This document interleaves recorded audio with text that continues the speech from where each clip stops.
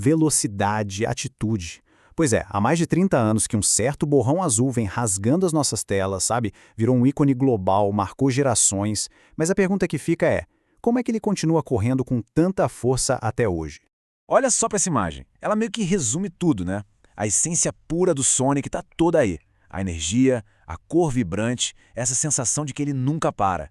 E é isso. Ele não está só correndo por correr. Ele está sempre indo para frente, sempre quebrando alguma barreira. Pois é, essa é a pergunta de $1 milhão. O que faz um ícone durar tanto assim? E a resposta não está só nos jogos, não. Tem a ver com identidade, rivalidade e uma capacidade, assim, impressionante de se reinventar. Então, bora mergulhar nessa história para a gente entender o segredo por trás da longevidade do Sonic. E para entender o Sonic, a gente precisa voltar no tempo. Vamos lá para o comecinho dos anos 90, na época das famosas guerras dos consoles. A Sega precisava tipo de uma arma secreta, sabe? Algo para bater de frente com o gigante da Nintendo, que era, claro, o Mario. É que a SEGA não queria só mais um personagem. Eles precisavam de uma demonstração de poder. E aí entra o tal do Blast Processing. Era o grande trunfo técnico deles e o Sonic, bom, ele foi criado para ser a cara, a personificação dessa velocidade toda. Era o garoto propaganda que não vendia só um jogo, vendia a superioridade do console. E olha, o time por trás dele era simplesmente genial. O Naoto Oshima deu aquele visual cheio de atitude. O Yuji Naka programou uma engine que fazia a velocidade parecer real. E para fechar, o Hirokazu Yasuhara desenhou fases que eram o playground perfeito para tudo isso. Cada detalhezinho, da cor azul da Sega até a atitude rebelde, foi pensado para criar o anti-Mario perfeito. E o resultado? Foi uma explosão, sério. Entre 91 e 94, a Sega não deu trégua, foi um clássico atrás do outro. O primeiro jogo definiu a velocidade. O Sonic 2 trouxe o parceiro, o Tails, e o fundamental, o Spin Dash. Sonic CD, nossa, até hoje a galera fala do level design da trilha sonora. E Sonic 3 Knuckles? Ah, esse aí é sem dúvida o auge da era 2D. Uma aventura épica que carimbou de vez o passaporte do Sonic pro hall das lendas. E o mais incrível? Funcionou!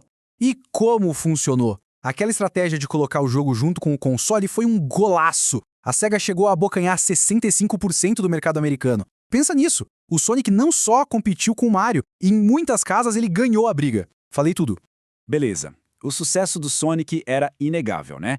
Mas a gente sabe que todo grande herói precisa de um rival à altura. E em 2001, ele finalmente encontrou o seu oposto perfeito. Uma figura que ia trazer uma camada totalmente nova de complexidade para o universo dele. Shadow the Hedgehog. E a rivalidade dos dois vai muito, mas muito além de quem é mais rápido.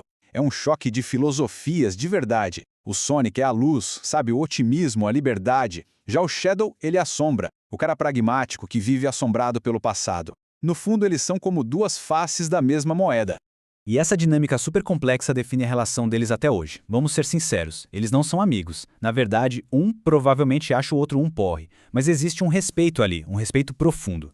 Eles vivem se desafiando, mas quando o negócio fica sério e o mundo está em perigo, eles estão lá, lutando lado a lado. É como se um fosse o equilíbrio do outro, entende? Só que enquanto o Sonic ganhava esse rival, a franquia em si estava enfrentando o seu maior desafio até então, a tal da transição para o 3D. E olha, esse foi um caminho cheio de obstáculos. Foi uma fase bem sombria, para falar a verdade. Jogos importantes sendo cancelados, o fim do Dreamcast, tudo isso forçou a SEGA a sair do mercado de consoles.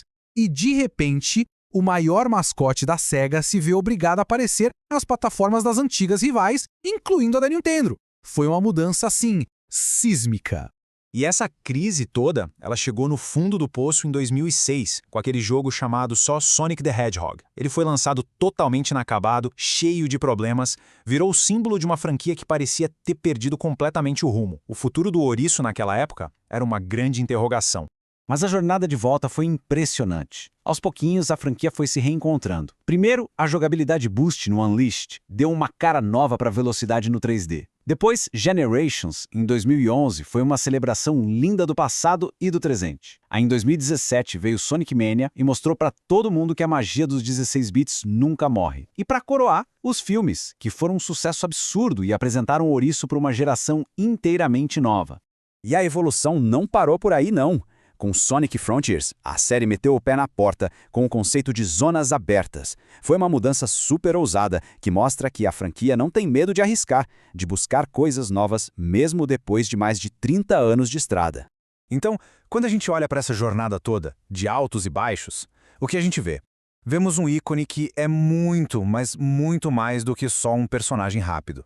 Talvez essa seja a maior superpotência dele, a resiliência.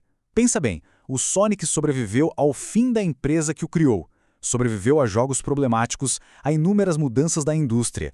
E ele continua aí, correndo, não importa qual seja o obstáculo.